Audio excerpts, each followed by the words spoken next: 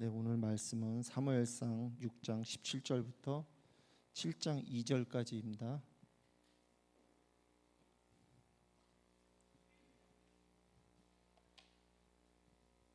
사무엘상 6장 17절부터 7장 2절까지입니다. 한 절씩 교독하시겠습니다.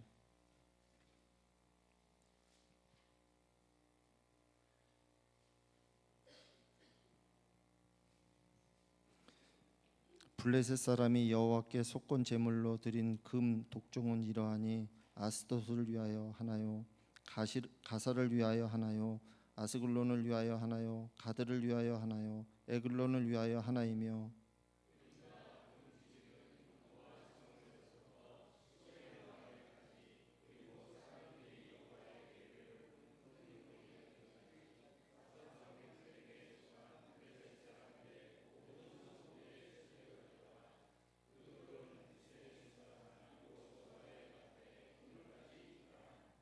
베스메스 사람들이 여호와의 궤를 들여다본 까닭에 그들을 치사 5만 70명을 죽이신지라.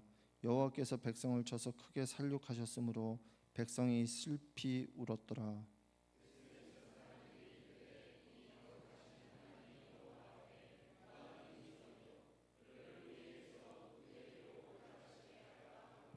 전령들을 기랏 여아림 주민에게 보내어 이르되 블레셋 사람들이 여호와의 궤를 도로 가져왔으니 너희는 내려와서 그것을 너희에게로 옮겨가라.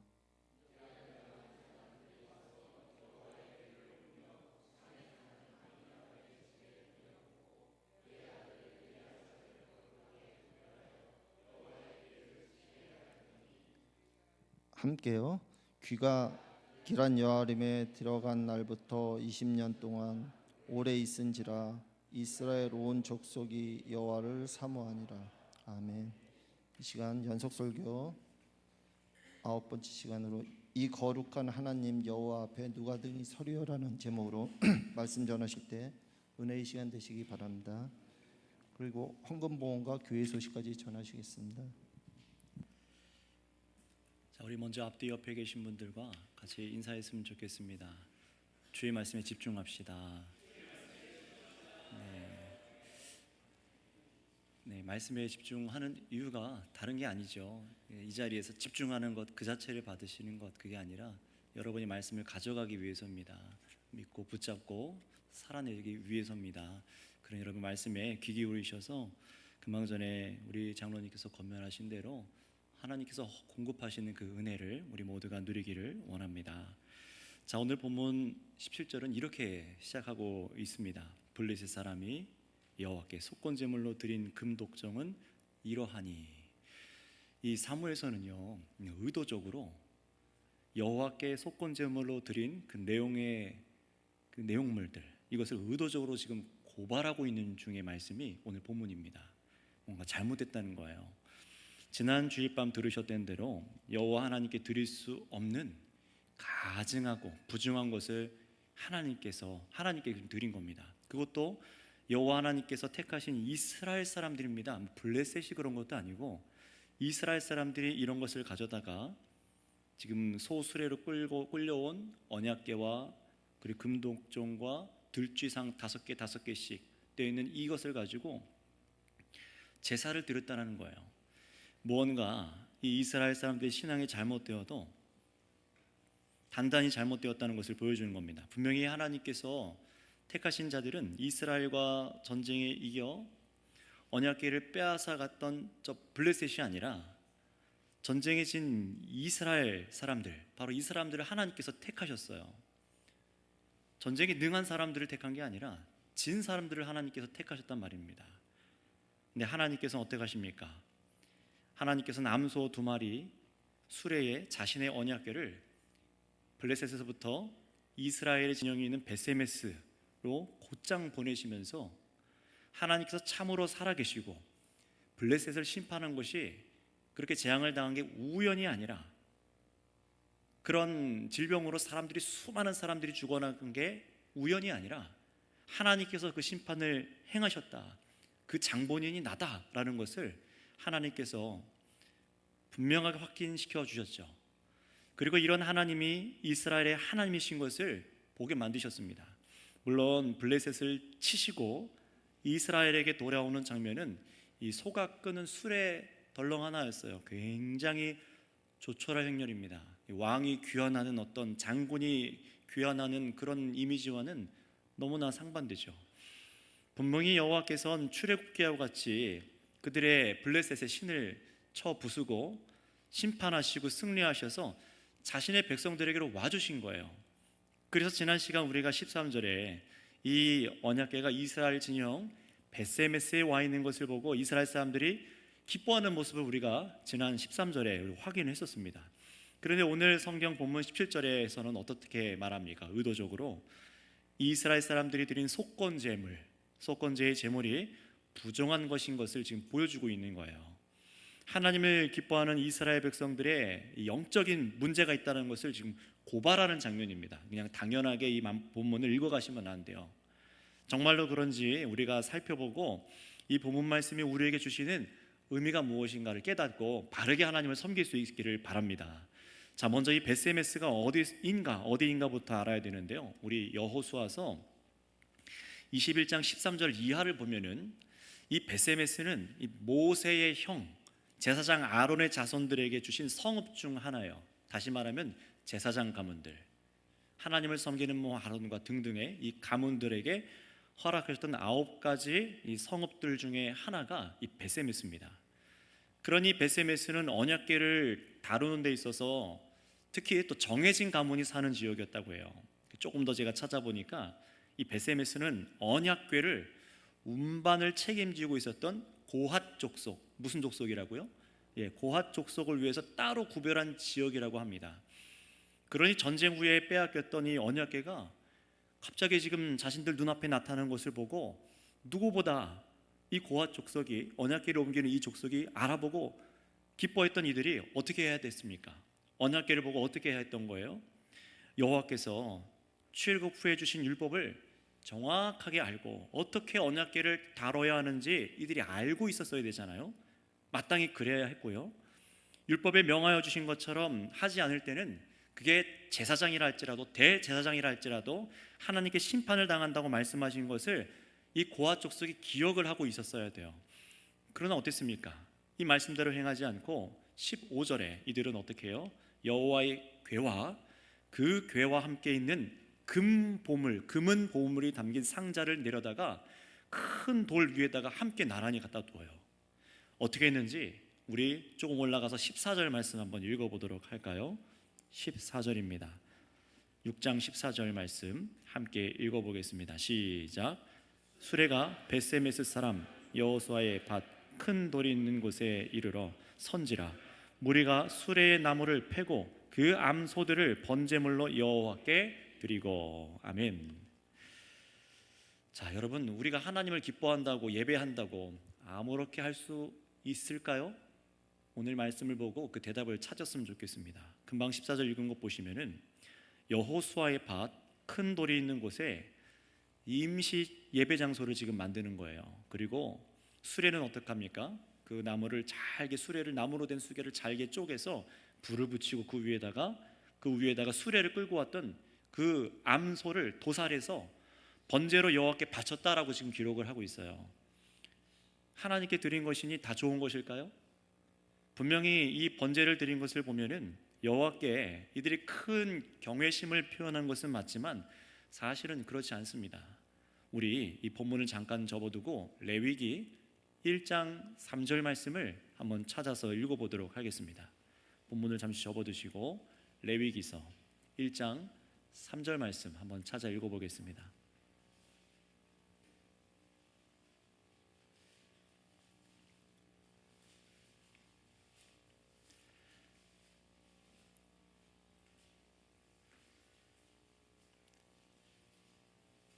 구약 세 번째 책 레위기 1장 3절 말씀. 여러분, 이 본문 말씀들과 어떻게 연결되는지 교차로 펜이 있으신 분은 꼭 체크해 놓고 보시기 바랍니다. 자, 함께 레위기 1장 3절 읽겠습니다. 시작. 그 예물이 소의 번제이면 흠없는 수컷으로 회막문에서 여호와 앞에 기쁘게 받으시도록 드릴지니라. 아멘. 자, 이 말씀의 율법에서 하나님께서 뭐라고 명령하세요? 흠 없는 암소입니까? 숫소입니까? 예, 숫소죠. 숫소를 드려라. 소를 드릴 거면은 반드시 숫소를 드려라. 흠이 없는 숫소를 드려라 라고 말해요. 그런데 오늘 보고 있는 본문에 다시 돌아오시면은 이 사람들은 이 말씀을 어기고 암소를 잡아다가 신나게 번제를 드린 거예요.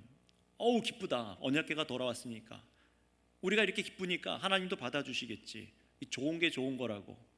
하나님의 진노가 있을 것을 충분히 예상하게 만드는 장면이 오늘 저와 여러분들이 읽고 있는 본문 말씀이에요. 게다가 이 베세메스의 사람들은 암소를 제물로 바친 것도 모자라서, 율법을 어긴 것도 모자라서 거룩한 하나님의 정말 이 임재의 상징인 언약궤입니다. 근데 그 언약궤와 함께 그것도 무엇과 같이도요? 부정한 독종, 이런 어떤 몸에 난 종기들을, 이런 암세포, 이런 것들을 본따 만든 그런 금으로 된 상입니다. 그런 것들과 병을 옮겼던 그 들쥐, 그것을 은으로 만든 상들을 가져다가 거룩하신 여호와의 궤 옆에다가 함께 올려놓고 지금 제사를 드리는 거예요.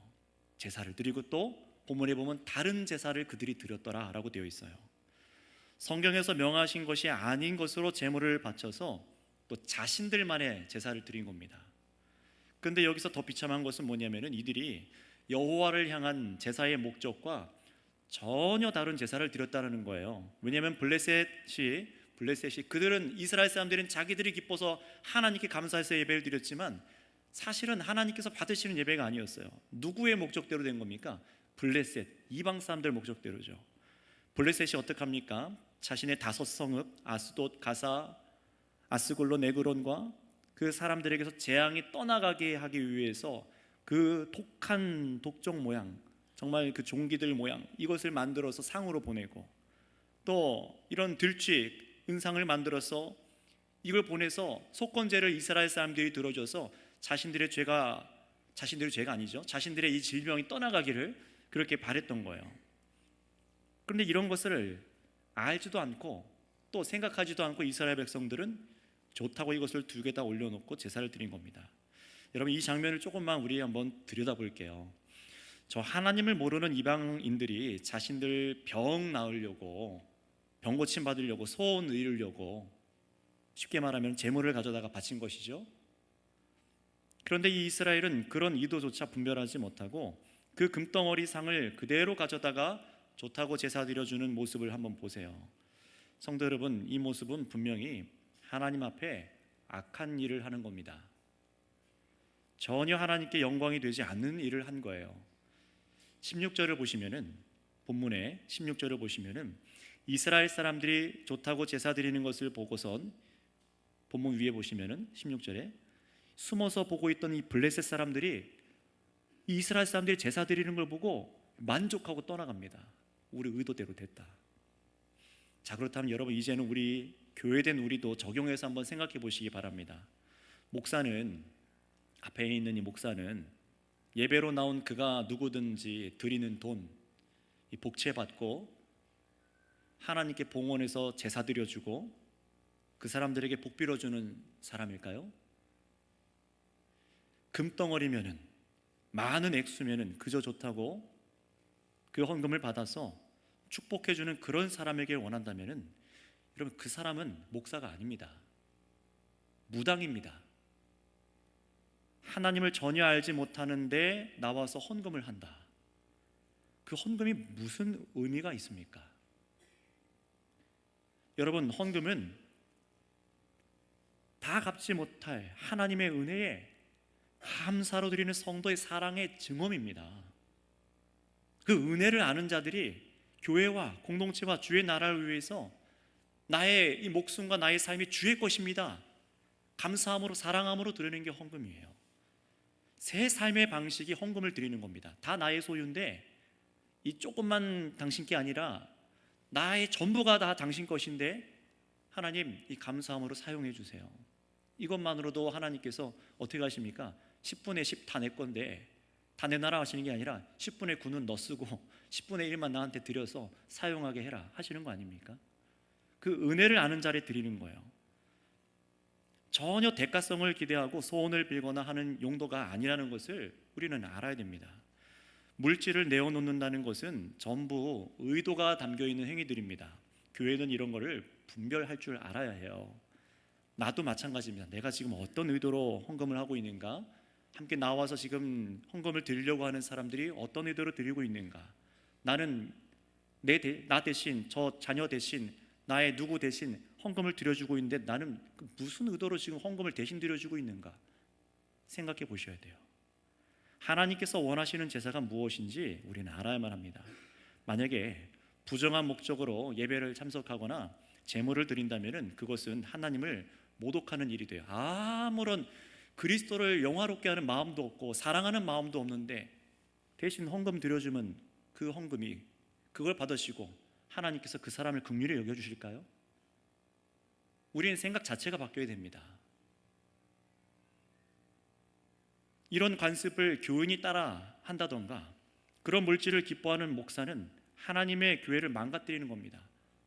당신의 자녀를 위해서, 믿지 않는 자녀를 위해서 헌금을 드리세요. 당신의 사업을 위해서 헌금을 가져다 드리세요. 병이 있습니까? 소원 헌금을 가져다가 바치세요. 더 많이 바치시기 바랍니다. 더 세게 기도해 드릴게요. 여러분, 교회를 망가뜨려서는 안 됩니다. 구약 성경부터 이미 이러한 일들이 벌어지고 있었어요. 성경은 여러 곳에서 하나님을 섬긴다는 것이 무엇인지 말씀에 어긋나는 것에 대한 본보기를 우리에게 주고 있습니다. 그 중에 하나가 오늘 본문이기도 해요. 우리 17절부터 18절 우리 한번 다시 한번 읽어보도록 하겠습니다. 본문 17절에서 18절입니다. 시작. 블레셋 사람이 여호와께 속건제물로 드린 금독종은 이러하니 아스돗을 위하여 하나요, 가사를 위하여 하나요, 아스글론을 위하여 하나요, 가드를 위하여 하나요, 에그론을 위하여 하나이며 드린 바 금 쥐들은 견고한 성읍에서부터 시골의 마을에까지 그리고 사람들이 여호와에게를 놓는 큰 돌에 이르기까지 5 방백들에게 속한 블레셋 사람들의 모든 성읍들의 수대로더라. 그 돌은 베세메스 사람 여호수아의 밭에 오늘까지 있더라. 이런 더러운 것들이 올려졌던 여호수아의 밭에 그 돌이 지금까지도 있지 않느냐라고 지금 사무엘 선지자가 얘기를 하는 거예요. 교훈하는 겁니다. 이 봐라, 하나님께서 얼마나 그런 금은 동상을 좋아하셨냐, 이게 아니라 얼마나 수치스러운 역사를 우리가 갖고 있는지 기억 좀 해라 라고 하시는 거예요. 이것을 잊지 말고 이 말씀을 듣는 백성들은 깨어있자라고 지금 말하는 것이죠. 왜 그렇습니까? 하나님을 참되게 신앙하지 않는 자들을 향한 하나님의 그 두려운 진노 때문에 그렇습니다. 정말로 그런지 우리 19절 말씀을 읽어보겠습니다. 19절입니다. 시작. 베세메스 사람들이 여호와의 궤를 들여다본 까닭에 그들을 치사 5만 70명을 죽이신지라. 여호와께서 백성을 쳐서 크게 살육하셨으므로 백성이 슬피 울었더라. 아멘. 여호와의 궤만 열어봤다가 죽임당하는 게 아니라 이미 앞에부터 그 죄악들이 차곡차곡 쌓이고 있었던 거예요. 여러분, 왜 하나님께서 이토록 진노하셨을까요? 하나님의 언약궤는 민수기 4장 5절에서 6절 말씀에 보면은 언약궤는 겉면, 이 언약궤의 돌로 된 겉면을 보는 것은 오직 아론 계열의 제사장만 볼 수 있었습니다. 아무나 못 봐요. 다른 제사장들도 안 됩니다. 오직 아론 계열의 제사장만 이 언약궤를 볼 수가 있었어요. 그리고 이동할 때는 어떻게 되냐? 이 아론 계열의 제사장들이 언약궤를 성소 칸막이 휘장을 거둔 것으로 이 궤를 덮습니다. 몇 겹으로 덮어요.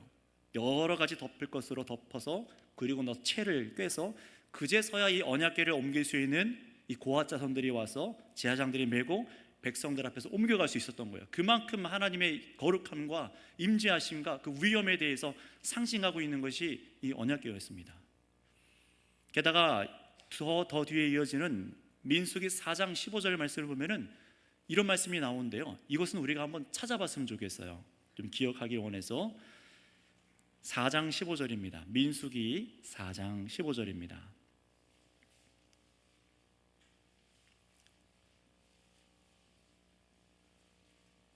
오늘 본문과 또 연결되기 때문에 우리 4장 15절 말씀 한번 읽어보도록 하겠습니다. 함께 4장 15절 시작.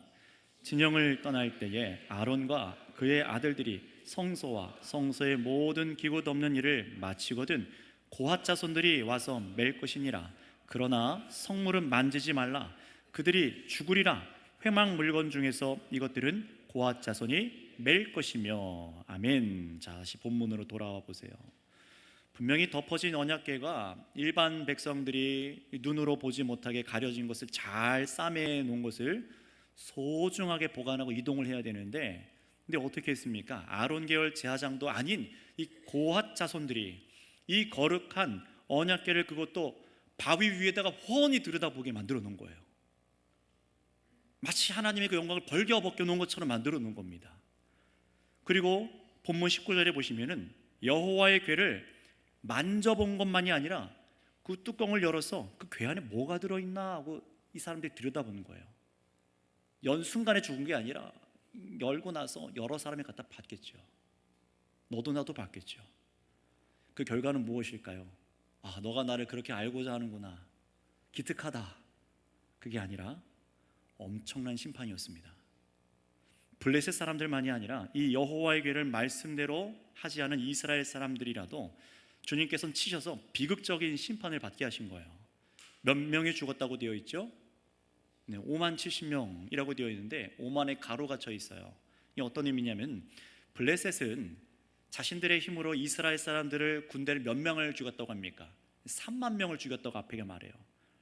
근데 하나님께서는 이스라엘을 쳐서 몇 명을 죽였다고요? 5만 70명. 사실 5만을 강조하고 싶은 거예요. 하나님께서 치심이 훨씬 크다라는 겁니다. 사실 역사적으로 당시 인구 대비에 봐서 너무 많은 수가 죽었기 때문에, 그래서 다른 번역본들을 보면은 70명으로 이렇게 번역을 하기도 합니다. 물론 또 어떤 번역들은 이제 5만 70명 그대로 번역된 것도 있지만, 그러니 여기서 70명이라는 수가 죽었다는 것도 한번 생각해 보세요. 적은 수가 아니잖아요. 뭘 얘기하는 겁니까? 율법을 어긴 대가가 사망이라는 거예요. 게다가 여호와의 임재를 상징하는 언약궤를 이렇게 만홀하게 되어 하였으니 그 대가가 굉장히 심히 크다는 겁니다. 정리하면 이런 겁니다. 이스라엘이 가장 두려워해야 될 것은 블레셋이 아니라 다른 그 어떤 대적보다도 가장 두려워해야 될 것은 누구십니까? 여호와 하나님을 가장 두려워하는 것입니다. 3만 명이 아니라 5만 명을. 여러분, 하나님의 백성이 가장 누굴 두려워해야 된다고요? 하나님입니다. 저와 여러분들이 하나님을 아빠라고 부른다고 해서, 예수님을 나의 주라고 부른다고 해서 가장 가까이 있기 때문에 나는 대강, 나는 내가 원하는 대로 섬기면 하나님께서 다 용서해 주시겠지, 가장 무서운 겁니다. 여러분, 왜 그렇습니까? 온 땅 열방에 하나님도 모르고 여호와를 두려워하지 않는 사람들 중에서 이스라엘은요, 그 누구보다 여호와를 두려워하는 것에서 순종하고 거기서 자신들의 정체성을 찾는 민족이에요. 아무도 세상 가운데 하나님을 두려워하고 경외하지 않는데, 순종하지 않는데, 유일하게 정말로 하나님을 마음으로부터 두려워하고 경외하고 사랑해서 순종하는 정체성을 갖고 있는 게 이스라엘 사람, 하나님의 사람들입니다. 그런데 그런 백성이어야 되는데 그런 마음을 제대로 갖고 있지 않고 그동안 여호와 하나님을 엉터리 마음으로 섬겨왔다는 것이 드러나는 거예요. 그래서 여러분, 여기서 두 번째로 우리 그리스도를 구주로 믿는 신앙인들도 분명히 생각해 봐야 됩니다. 여러분에게 하나님은 누구십니까? 사랑의 하나님이라고만 생각해서 쉽게 대하시고 언제나 날 용납해 주시고, 내가 이런 말을 해도, 이런 태도를 보여도, 저렇게 예배해도, 이렇게 기도해도 다 용납해 주시는 분이십니까? 하나님을 향한 그 이 거룩하신 하나님을 향한 태도를 아무렇게나 가져도 되는 그런 분으로 혹시 여기고 계신 분이 계십니까? 여호와 하나님과 가증한 것을 같이 두고 다른 제사를 드린 이들의 범죄와 또 여호와의 법궤를 들여다본 이들처럼 여호와를 두려워할 줄 모르는 마음으로 예배하고 있고, 하나님에 대해서 논하려고 하고 두려운 마음 없이 하나님에 대해서 말하고 행동하는 것은 하나님께서 기뻐하신 일이 결코 아니라는 것을 우리 성도님들 꼭 기억하시길 바랍니다. 그래야만 우리가 하나님 앞에 온전하게 그리스도 안에서 나아갈 수 있는 거예요. 예수님 믿었으니까 날 다 용서해 주시겠지, 용서해 주시죠. 그러나 우리들이 이 말씀대로 순종하지 아니하는 것에 대해서, 그 자범죄들에 대해서 하나님께서 때로는 채찍을 드시는 분이라고 말씀합니다. 자, 그렇다면 여러분, 이 뒤의 일들은 과연 어떻게 또 진행되고 있는지 우리 본문 20절, 21절 말씀 한번 읽어보겠습니다. 6장 20절에서 21절 말씀입니다. 시작. 베스메스 사람들이 이르되 이 거룩하신 하나님 여호와 앞에 누가 등이 서리요? 그를 우리에게서 누구에게로 올라가시게 할까 하고 전령들을 기랏 여아림 주민에게 보내어 이르되 블레셋 사람들이여 여호와의 궤를 도로 가져왔으니 너희는 내려와서 그것들을 너희에게로 옮겨가라. 아멘. 자, 이 베세메스 사람들은 마치 블레셋이 그랬던 것처럼 죽임을 당하자 자신들의 죄를 회개하거나 그러지 않았어요. 울며 통곡하면서 주님 이게 무슨 죄입니까? 라고 묻지 않아요. 마치 무엇이 문제인지도 모르는 사람들처럼 그렇게 행동합니다. 그저 이런 사륙이 일어나 백성들이 고통스러워하고 슬피 울었다, 이 정도만 기록하고 있습니다. 이 거룩하신 하나님 앞에 누가 능히 서리요? 두려워할 뿐이에요. 누가 이 거룩하신 하나님 앞에, 그렇다면 누가 설 수 있겠느냐? 도대체 누가 하나님을 섬길 수 있단 말이냐? 이렇게 거룩하신 분 앞에 나갔다가 우리가 다 죽는데 도대체 누가 하나님을 섬기겠냐? 라고 얘기하는 거예요. 그런데 여러분, 이런 사력을 겪고 나서 금방 이들이 한 말이 정말로 중요한 말입니다. 이 거룩하신 하나님 여호와 앞에 누가 능히 서리요? 여러분, 이것을 잘 기억하세요. 그 누구도 하나님을 통제할 수 없습니다. 이용할 수 없습니다. 여호와를 섬기는 건 역시 인간의 방법으로 불가능합니다. 또 죄로 더럽힌 피조물인 인간이 여호와의 영광을 탐하는 것 불가능합니다. 마치 금하신 선악과의 열매를 따먹듯이 법궤를 열어 제껴서 여호와의 하나님을 능멸하고 탐하는 자들을, 그 치신 여호와를 겪으면서 그제서야 이 이스라엘 사람들은 어떻습니까? 그제서야 인간은 피조물인 인간 본연의 위치를 깨닫는 거예요. 누가 능히 이 거룩하신 여호와 앞에 서랴? 그제서야 인간이 자신의 본연의 위치를 깨닫습니다. 창조주와 피조물의 위치는 바뀌어서는 안 됩니다. 정말 이스라엘이 본래부터 하나님을 두려워할 줄 알았다면은, 그래서 여호와의 법도대로 주를 대하는 것을 알았다면은, 이 거룩하신 여호와 하나님 앞에 자신들의 감히 설 수 없음에도 하나님께서는 블레셋 원수를 무찔러 주시고 그럼에도 자신들에게 돌아봐 주셔서 함께하여 주신다는 이 여호와를 더욱 두려워하고 경외하고 이미 명하신 말씀대로 순종했어야 하는 거예요. 그게 마땅한 태도입니다. 하지만 여러분, 이런 하나님의 치심을 받을 때 참된 하나님의 백성과 저 하나님께서 택하지 않은 블레셋 민족과의 굉장히 중요한 차이가 있습니다. 여기서 중요해요. 분명히 하나님께서 똑같이 치셨습니다. 물론 블레셋은 더 많은 고통을 당했죠. 그런데 이렇게 하나님께서 치실 때 하나님의 백성과 택하지 않은 저 블레셋 민족과의 차이가 있어요. 그게 뭔지 우리 7장 1절 2절 말씀을 한번 같이 읽어보도록 하겠습니다. 7장 1절 2절입니다. 시작. 기랏 여아림 사람들이 와서 여호와의 궤를 옮겨 산에 사는 아비나답의 집에 들여놓고 그의 아들 엘리아사를 거룩하게 구별하여 여호와의 궤를 지키게 하였더니 궤가 기랏 여아림에 들어간 날부터 20년 동안 오래 있은지라 이스라엘 온 족속이 여호와를 사모하니라. 아멘. 언약궤를 이 기랏 여아림의 기브아 산에 사는 아비나답이라는 사람의 집에 가져다 둬요. 그리고 이 아비나답의 아들 엘르아사를 거룩하게 구별해서 그 궤를, 여호와의 언약궤를 지키도록 합니다. 자신들이 이제 이 언약궤를 함부로 다룰 수가 없구나라는 걸 깨달은 거예요. 전에는 어땠습니까? 전쟁 났다 안 끌고 나가는 거예요. 그럼 더 이상 언약궤를 그렇게 대할 수가 없는 거구나 깨닫습니다. 여호와 하나님을 그렇게 대할 수 없는 분이구나. 드디어 이스라엘 여호와의 궤를 이용하던 것을 멈춘 장면입니다. 물론 두려워서 갖다가 처박아 둔 거지만 두려워한 거예요.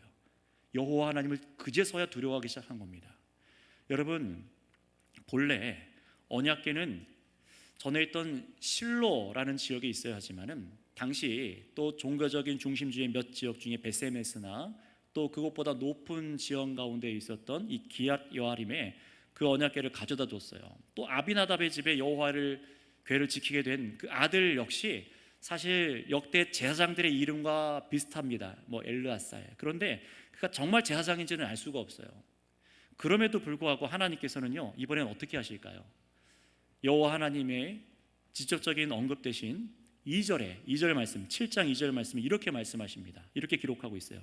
궤가 기럇 여아림에 들어간 날부터 20년 오랫동안 이스라엘 온 민족이 여호와를 어떻게 했다고요?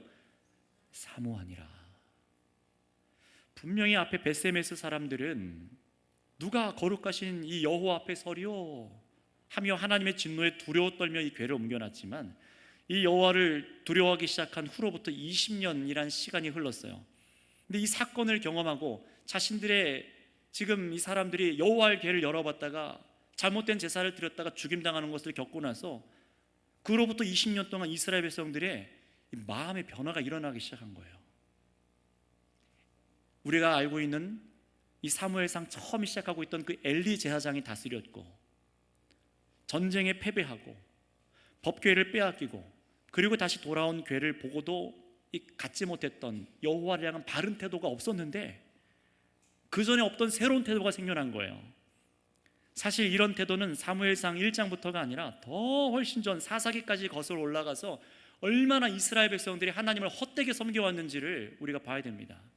사사기 새벽 설교 강해를 쭉 다 들으신 분들은 아시겠지만 사사들과 백성들 역시 자기 나름대로 여호와 하나님을 섬긴다고 했어요. 근데 여러 가지 방법이 나옵니다. 얼마나 기가 막히고 더러운지 말로 다 할 수 없어요. 그들의 부모들이 자녀들에게 한 행동도 너무 기가 막혀요. 주의 말씀대로 여호와를 경외하고 순종하는 모습이 없습니다. 사사기는요, 인간 실패의 역사예요. 여러분, 하나님을 두려워하지 않는 백성은 죽은 것이나 마찬가지입니다. 내가 기준이 되어서 얼마든지 원하는 대로 행동해도 여호와께서는 다 받아주실 것이다. 어겨도 아무런 재앙도 떨어지지 않을 것이다. 말씀에 어긋난 죄를 짓고도 성경대로 그 죄 문제를 용서받아야 됨을 알지 못한다면 여호와를 두려워하지 않는 자들에게 임할 결과는요, 하나님의 영광을 비우는 자들을 향한 무서운 진노밖에 없다는 것을 우리는 기억해야 합니다. 분명히 하나님께서는 그리스도를 우리에게 내어주시기까지 사랑하신 우리의 하나님 아버지시지만 이 구약 성경을 통해서 또 분명히 우리에게 알게 하여 주시는 거예요. 그리스도께 대속의 은혜를 받아 교회가 된 우리 역시도 우리는 피조물에 불과하며 우리를 구원하신 하나님은 그 누구보다도 능히, 그 누구도 그 앞에 능히 설 수 없는 거룩하신 하나님이라는 사실을 믿으시기를 바랍니다. 이것이 인식되는 순간부터 우리들의 삶이 새로워지기 시작하죠. 우리 인간들의 꾀와 손에 좌지우지 될 수 없는 분이라는 것을 알고 나의 얄팍한 그 종교서 행동들과 나의 이중적인 모습들을 그치기 시작하는 거예요. 여호와를 두려워하기 시작하기 때문에 그렇습니다. 하나님께 받은 언약을 쉽게 여기는 태도를 여러분 우리는 하루빨리 버려야 됩니다. 여호와를 쉽게 대하는 그런 태도들. 우리가 2023년을 마치고 새롭게 계획을 들여서 마음을 들여서 정말 이 에베소와 같은 교회가 되기 원합니다. 나아가는데 여호와를 두려움 없이 가능할까요? 불가능합니다. 여기 계신 우리 목사님들과 전도사님들이 여호와를 두려워하지 않고 설교한다? 불가능합니다. 여기 계신 우리 장로님들과 집사님들, 재직분들, 청년들, 학생들이 여호와를 두려움 없이 이렇게 우리가 그냥 하면 하는 거 말면 마는 거 안 바뀝니다. 여러분, 그런데 이렇게 죄 지은 이스라엘 백성들에게 거룩한 여호와께서 심판을 내리셨잖아요. 5만 70명, 70명인지 5만인지. 여러분, 그런데 그런 심판 때문에 이 백성들 마음에 어떤 마음이 자리 잡았다고요? 온 이스라엘 족속이 여호와를 사모하니라. 두려워하는 마음, 그 마음이 그저 무서움으로 끝나버리지 않았다는 거예요. 하나님께서 택하신 백성들이 그 마음을 보세요. 하나님이 치시니까 왜 이러세요? 처음엔 그랬고 무서워하다가 도망가 버린 게 아니라 20년 동안 어떤 마음이 그들 마음 가운데 주어졌다고요? 여호와를 사모하는 마음이요. 어디 괴를 묻어두고 모른 척하고 산 게 아니에요. 저 기럇 여아림 가운데 그 두려운 여호와의 괴가 있다는 것을 알고 살아갔어요. 아무도 능히 제어할 수 없는 그 여호와께서 우리를 택하셨대. 블레셋을 쳐부시고 오셨대. 자신들과 함께 계신다는 것을 이제 인식하기 시작하면서 이제는 전과 같이 언약궤를 대하지 않는 거예요. 만홀이 대하지 않는 겁니다. 여호와를 사모하기 시작한 거예요. 심판당했던 저 블레셋 족속은 어땠습니까? 거룩하신 이 절대자 앞에 당한 그 두려움을 그냥 해소하기 위해서 자기 방법대로 궤를 치워버렸지 않았습니까? 거기에 그쳤다면 그게 하나님이 택하지 않은 자들의 모습입니다. 그냥 치워버려요. 불편하니까요. 그게 그들의 끝이에요. 그러나 참된 이스라엘은 달랐습니다. 두려움에 그저 그친 게 아니라 재앙을 통해 자신들의 여호와 하나님을 새롭게 인식하고 여호와 하나님을 사모하는 마음을 갖게 되어진 줄 믿습니다. 이게 주님께서 우리에게 주고자 하는 마음이시죠. 여러분, 절대적인 분 앞에 참된 인간의 태도, 심판을 당하나 이 거룩하신 하나님을 인식하는 참 백성들이 가져야 될 태도는 여호와 하나님을 사모하는 마음입니다. 여러분, 이제 몇 군데 이 신약 성경과 구약 성경 말씀을 좀 찾아 읽어보면서 하나님께서 이렇게 행하시는 데에 그 뜻이 무엇인지를 우리가 분명히 알고 저와 여러분들의 신앙의 태도가 참으로 여호와를 사모하는 자들로 좀 세워지기를 원합니다. 우리 한번 고린도후서 7장 10절 말씀을 찾아보도록 하겠습니다. 신약 성경 고린도후서 7장 10절 말씀입니다.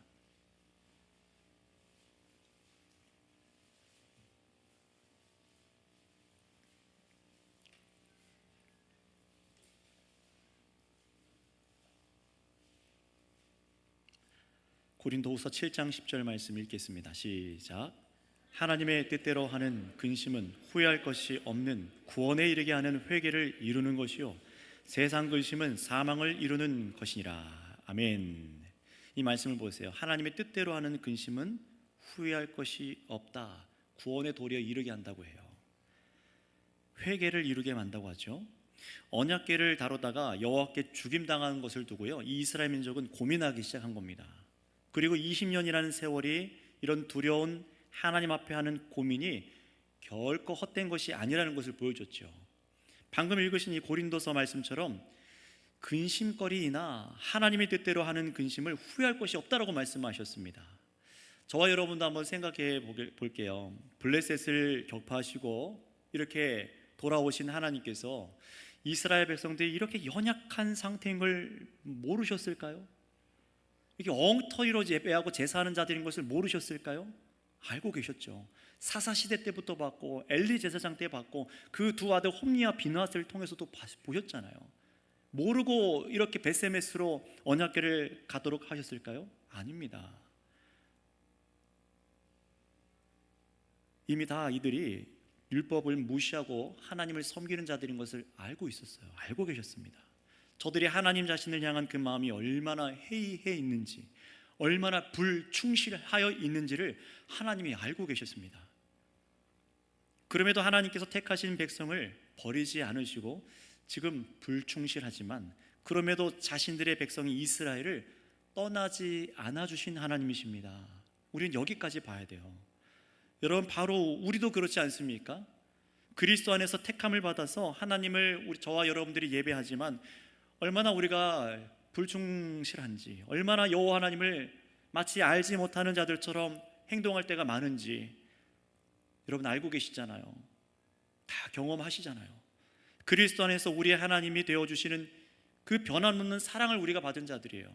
그렇다면 여러분, 하나님께서 자기 백성들에게 내리신 재앙은 뭐겠습니까? 자기 본인이 그렇게 사랑하는 백성들에게 내린 그 재앙이 뭐겠습니까? 재앙, 심판, 고난은 다 나쁜 것이다.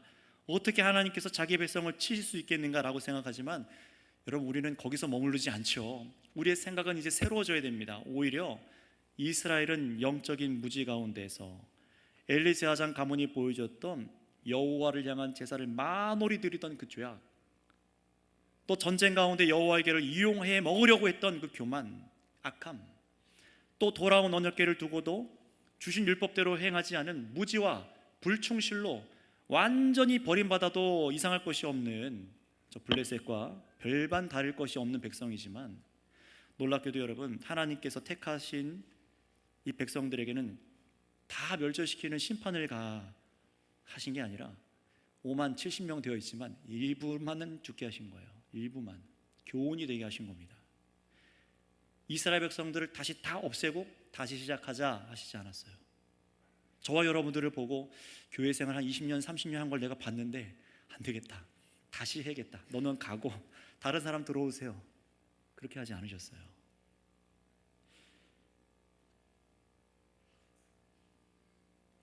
놀랍게도 하나님께서 자신의 백성들에게 심판을 가하시니 하나님의 백성들 마음에는 여호와 하나님을 향한 새 마음이 자리 잡기 시작했습니다. 이스라엘이 대대로 제사를 드리고 궤를 보호하며 함께했던 여호와께서 누구신지를 그제서야 인식하는 거예요. 몇십 년, 몇백 년 만에요. 이 세상에서 그 누구도 감히 설 수 없는 거룩하신 여호와 하나님이신 것을 마음을 통해 깨닫게 되게 되어진 것, 여러분, 이게 은혜인 줄 믿습니다. 그래서 이 말씀 뒤에 가면 이제 누가 다스리기 시작합니까? 이제 사무엘이 본격적으로 이들이 사모하는 마음을 보고 나서 여호와께 돌아오고 싶으냐? 죄악을 회개해라, 그 말씀이 이어져요. 여러분, 성도 여러분, 혹시 오늘 말씀과 같이 여러분들께서 혹 여러분 자신이 하나님을 만홀히 여기고 그리스도의 사랑에도 불구하고 또 범죄하고 교만하여져서 그 결과로 하나님께서 나를 진노하고 계신다, 내가 진노당하고 있다라고 생각하는 분들이 계시다면 더욱 깨달으시기 바랍니다. 그 고난은 우리를 아주 버리는, 멸망하게 이르게 하는 재앙이 아니라 오히려 우리의 아둔한 마음을 일으켜 깨우셔서 여호와 하나님을 향한 마음을 다잡도록 하시는 하나님의 역사인 것을 믿으시기 바랍니다.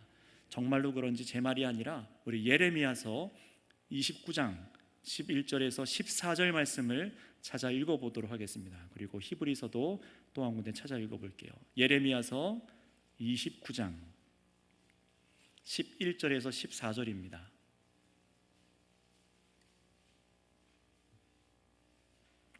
예레미야 29장 11절에서 14절까지의 말씀.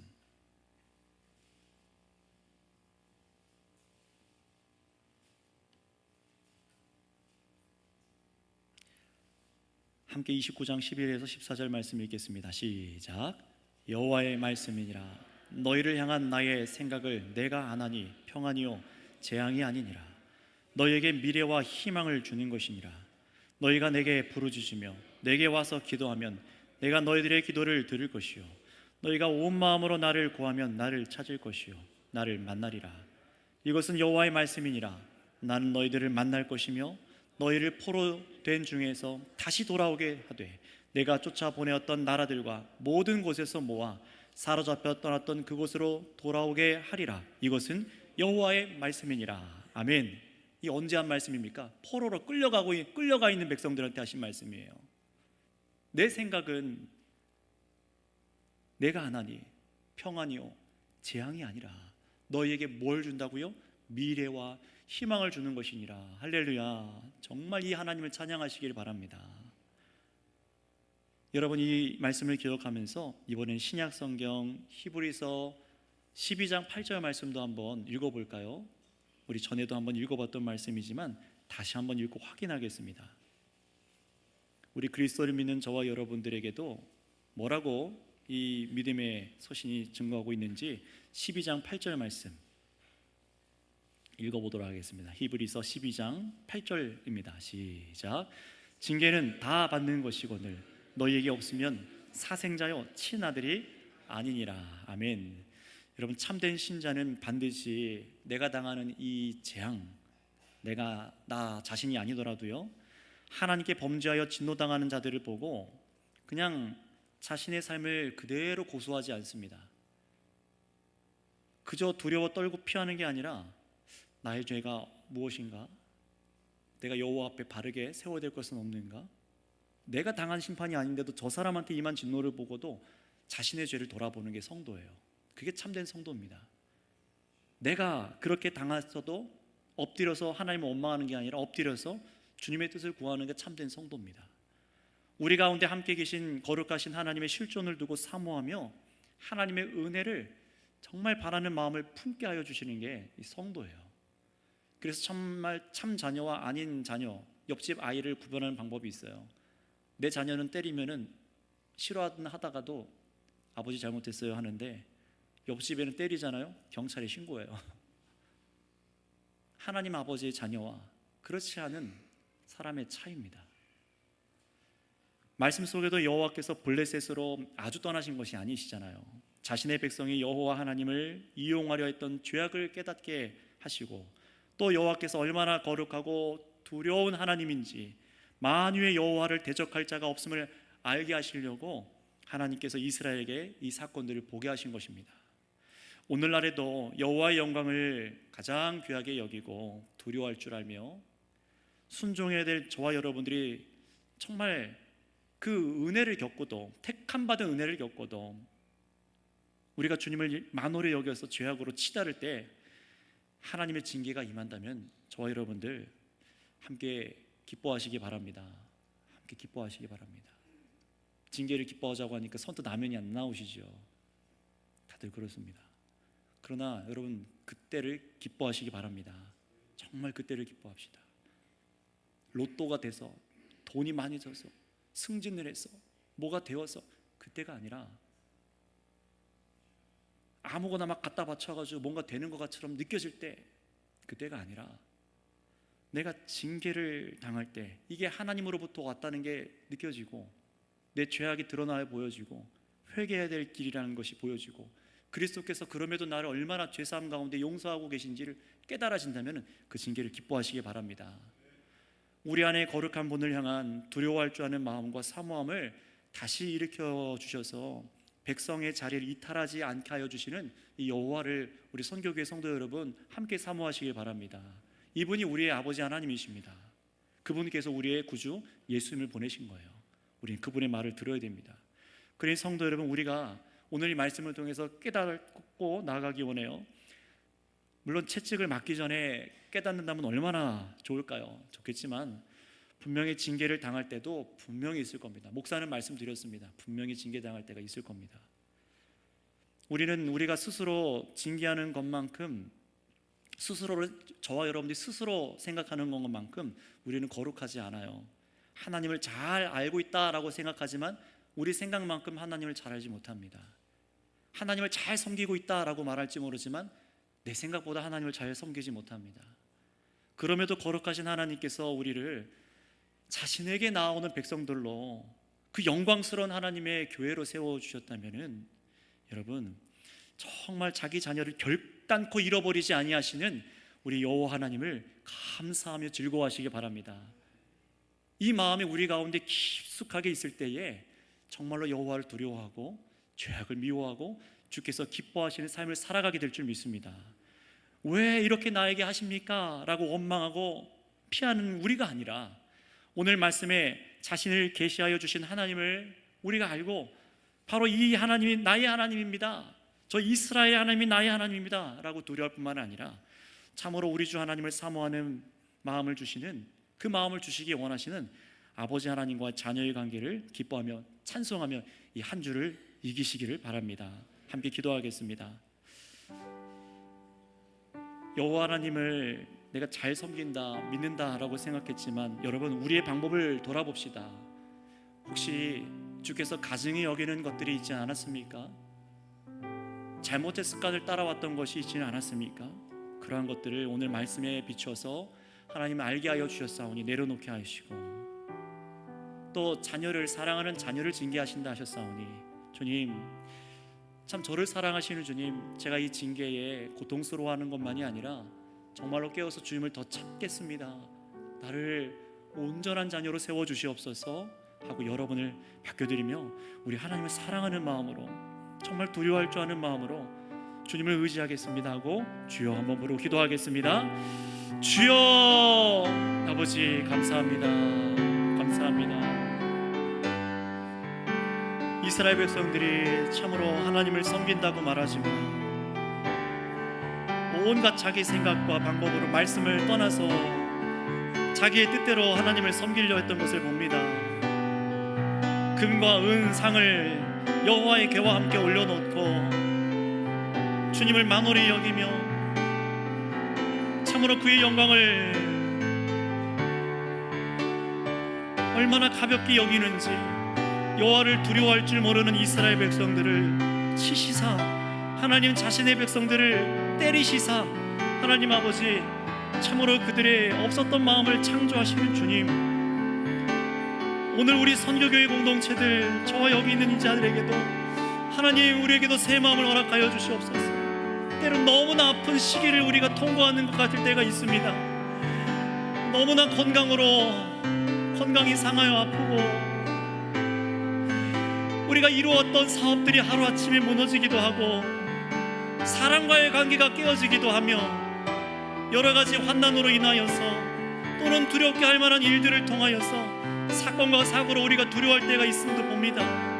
그러나 주님, 이제 그때마다 우리가 원망하고 두려워하고 하나님의 곁을 떠나는 자들이 아니라 참으로 주님, 우리를 징계하시는, 정말 사생아가 아니라 참 자녀를 징계하시는 우리 아버지 하나님을 더욱 사랑하는 마음으로 우리가 엎드리게 하여 주시옵고, 우리 선교교회 모든 공동체 형제자매들 한 명 한 명을 주의 말씀대로 세워주셔서 이 땅에 살아가는 이 순례자의 길 가운데 곁길로 벗어나지 아니하게 하여 주시옵소서. 주님, 이 교회를 주께서 빚어 주시옵소서. 주님 감사합니다. 감사합니다. 두 번째로 기도하겠습니다. 이 시간 기도할 때는 참으로 우리 연약함에도, 저 이스라엘 백성들 참으로 우둔함에도 그들을 택하여 주신 하나님께서 또 우리를 택하여 주신 그 감사의 기도를 드리기 원합니다. 주님, 그 감사하는 마음으로 정말로 이 시련들이 어려울 때마다, 또 여호와를 알지 못하여서 내가 흔들릴 때마다 두려워하고 낭망하지 아니하게 하여 주시고, 나를 사랑하신 하나님을 힘입어서 더욱더 주께 나아가는 교회가 되기 원합니다. 나와 우리 사랑하는 부모와 자녀와 남편과 자녀들 참으로 이 한 마음으로 주 앞에 나아가 사모한 마음을 갖게 하여 주시옵소서. 그리스도 안에서 이 마음을 새롭게 갖게 하여 주시옵소서 하고 주여 한번 부르고 기도하겠습니다. 주여! 아버지 감사합니다. 그리스도 안에서 이 새 마음을 저희에게 부어주시는 아버지 하나님은 놀라우신 하나님이십니다.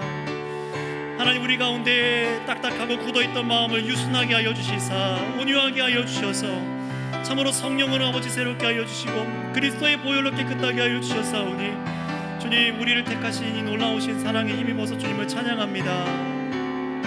자기의 능력을 힘입어서 살아가는 자들은 다 세상으로 떠나 주님을 예배하지 않으나, 주님을 두려워하고 연약하여서 넘어져고 또 쓰러진다 할지라도 참으로 두려워할 줄 아는 자들, 하나님 세상 것을 찾지 아니하고 자기의 힘을 의지하지 아니하고 여호와 하나님 앞에 나와 예배하고 우리 주님을 즐거워하고 감사하며 예배하는 중에 있습니다.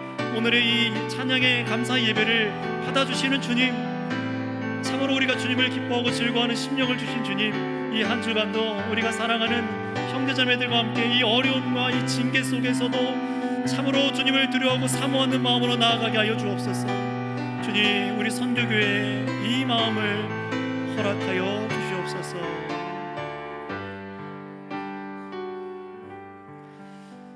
참으로 좋으신 아버지 하나님, 감사를 드립니다. 참 우리가 아빠 아버지라 부르짖는 분이, 우리의 기도를 들으시고 응답하시는 분이 오늘 말씀 이 설교 제목처럼 정말 그 누구도 능히 주 앞에 설 수 없는 거룩하고 능하신 하나님이신 줄 믿습니다. 크고 두려운 하나님이신 줄 믿습니다.